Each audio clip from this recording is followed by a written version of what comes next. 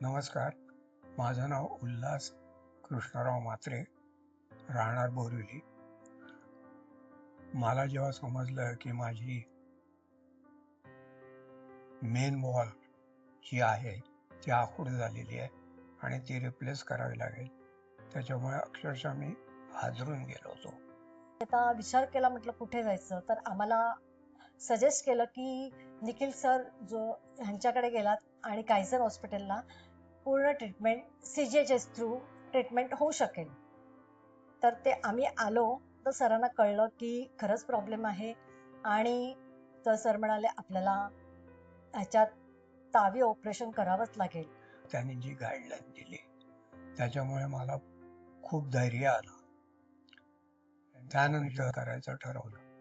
त्याने जी expert team आणली त्याच्यामुळे मी आता खूपच